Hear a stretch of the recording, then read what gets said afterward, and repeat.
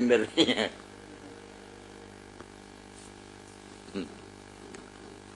اچھا مولانا، چلیں ایک آپ سے ذاتی سا سوال کرتے ہیں، کیا آپ سمجھتے ہیں کہ اس قربانی سے وہ لوگ جو سفید پوش لوگ ہیں ان کو پاؤ پر گوشت ملتا ہے؟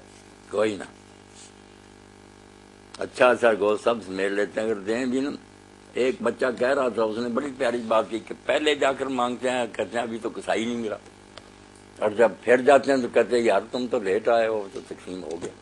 دیتے کسی صورت میں نہیں، پہلے کہتے ہیں کسائی نہیں ملا، اب تمہیں گوشت نہیں ملے گا کہ تم لیٹ ہو گئے، لیٹ ہو گیا، ہم تو تقسیم کر بیٹھے، تو مذاق بن گیا۔ مگر ملتا بھی ہے مولانا، تو اس کو جو اس کے در پہ آ کے خود دامن پھیلائے گا یا اپنا شاپر جیب سے نکال کے دے گا کہ بھائی اس میں ڈال دو، اب تو یہ بھی شارٹ کٹ ہو گیا۔ یہ بھی ہو گیا، اور پھر دیں گے میاں طاہر وہ بھی جس کو خود کھانے کو جی نہیں تھا، چربی وغیرہ اور اس طرح کا جو کیا گزرا گوشت تو دے دیتے ہیں۔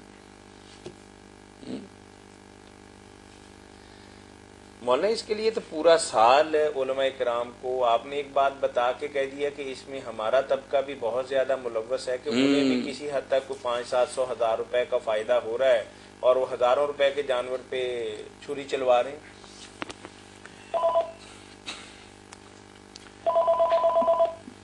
جی السلام علیکم ورحمۃ اللہ۔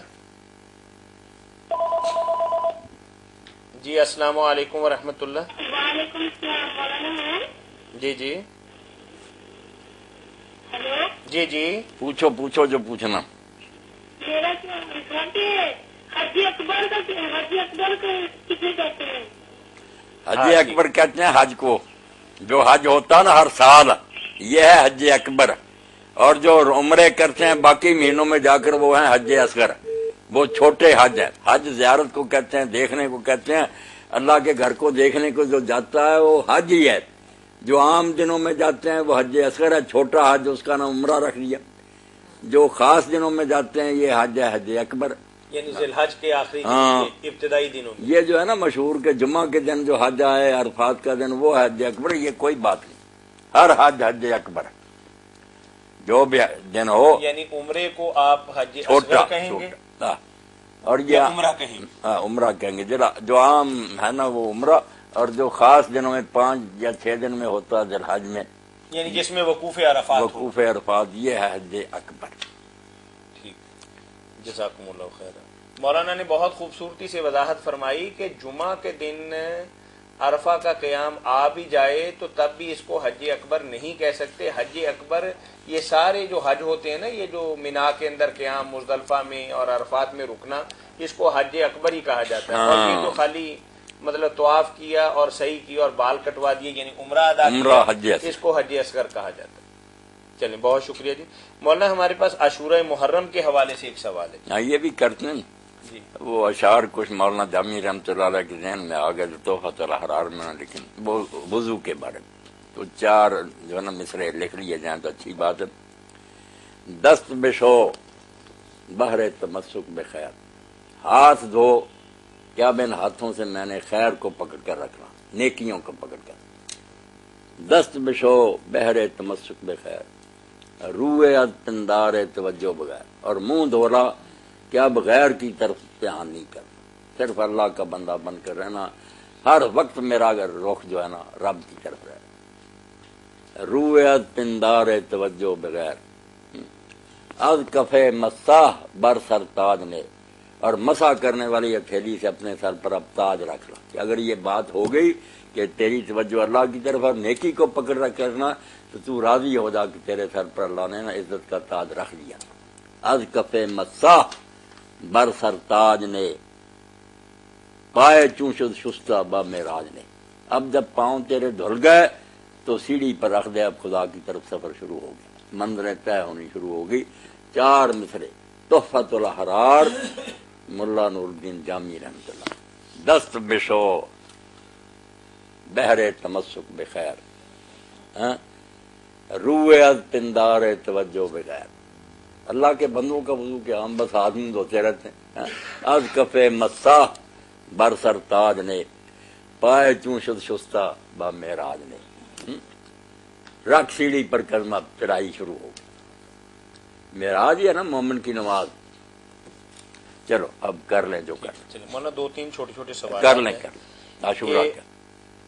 عمرہ کی ادائیگی کے بعد کیا حج فرض ہو جاتا ہے؟ نہیں، کوئی فرض نہیں. کئی لوگ اسی وجہ سے بیچارے رہ گئے عمرے سے کہ عمرہ اگر ہو گیا تو حج پھر گلے پڑ جائے گا، وہ کر نہیں سکیں گے. مولانا غلام رسول سعیدی صاحب نے بیچاروں نے بڑے دکھ سے لکھا، کس جاہل نے یہ بات پھیلا دی یار جس کو عمرہ مل رہا تھا وہ بھی بیچارے نہیں کر سکے، اس لیے محروم رہ جائے، محروم فرض نہ ہو جائے. نہیں، جو عمرہ کر سکتا وہ عمرہ کر لے، بعد میں اگر توفیق ہوئی تو حج ٹھیک ہے، نہ بھی ہوا تو کوئی گناہ نہیں. عمرہ نہ ہاتھ سے جانے دے، اگر عمرہ ہی مل رہا تو کر لے. ایک تاریخی روایت کے حوالے سے جیسا کہ کتابوں میں آتا ہے کہ نبی کریم صلی اللہ علیہ وسلم کے والد گرامی کہ فدیہ کے طور پر 100 اونٹ ذبح کیے گئے تھے. وہ جب قرعہ ڈالا گیا تو ہر دفعہ وہ انہی کے نام پہ نکلتا تھا تو 10-10 اونٹ بڑھاتے گئے. تو اب بھائی نے سوال کیا ہے کہ مکہ تو اس وقت بڑا چھوٹا سا شہر تھا، تو اس وقت یہ 100 اونٹوں کا گوشت کہاں گیا ہوگا؟ شہر تو چھوٹے ہونے کی کوئی بات نہیں، قصہ نہیں تھی. 100 اونٹ کا گوشت جو ہے ایک دن میں تو نہیں کھانا تھا کہ ایک ہی دن میں کھا، اور آبادی بھی کوئی اتنی چھوٹی نہیں، مرکز تھا ساری عرب کا، حج کے لیے بھی لوگ آتے تھے، اس لیے کوئی ایسی گمنام بستی تو نہیں تھی. مگر یہ واقعہ نہیں تھا. واقعہ پورا اس طرح بیان کرتے نا کہ ایک شخص جو تھا نا اس نے حضرت معاویہ رضی اللہ عنہ کے دربار میں بات ہوئی کہ ذبیح کون تھا، جو اس بیٹا ذبح کیا ہے حضرت ابراہیم علیہ السلام نے کون تھا، کیونکہ اختلاف تو پرانا چلا آتا نا، کوئی کہتے ہیں اسماعیل تھا، کوئی کہتے ہیں اسحاق تھا. یہ یہود نصارہ تو سارے ہی یہی کہتے ہیں کہ اسحاق علیہ السلام ہی ذبح ہوئے. تھانوی صاحب وغیرہ کے نہیں، کوئی فیصلہ نہیں دے سکتے. تو بات ہوئی کہ کون ذبیح، تو پھر حوالہ دیا ایک آدمی نے کہ بھئی رسول اللہ کو ایک آدمی نے سلام کیا، السلام علیکہ یا ابن الذبیحین، اے 2 ذبح ہوئے کے بیٹے. تو انہوں نے کہا مسئلہ حل ہو گیا. وہاں سنایا کہ ایک اسماعیل تھے اور ایک حضور کے والد تھے جن کا قرآن نکلا، کیونکہ ان کے ابا جی نے عبد المطلب میں منت مانی تھی نا کہ 10 بیٹے اگر اللہ مجھے دے دے تو ایک قربان کروں گا. تو عبداللہ کو قربان کرنے لگے، ماموں راستے میں آ کر رکاوٹ بن گئے، پھر قرآن اندازی ہوئی 10 اونٹ، تو 100 پر معاملہ پھر ان کے نام کی بجائے اونٹوں پر نکلا.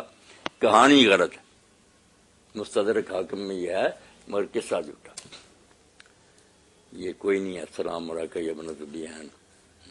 نہیں تو مولانا اس طرح اگر منت مانی ہوئی ہو اور اس کے بعد کچھ رکاوٹیں پڑ جائیں تو پھر اجتہاد تو زمانہ جاہلیت میں بھی چلتا تھا، چلتا کہ بھی یہ اجتہاد کس طریقے سے انہوں نے کر لیا کہ بیٹے کی جگہ پہ. نہیں، یہ تو میں نے سنا نا، قصہ ہی نہیں تھی، سارا سنا کر بتایا تو ہے کہ یہ کہانی کوئی نہیں.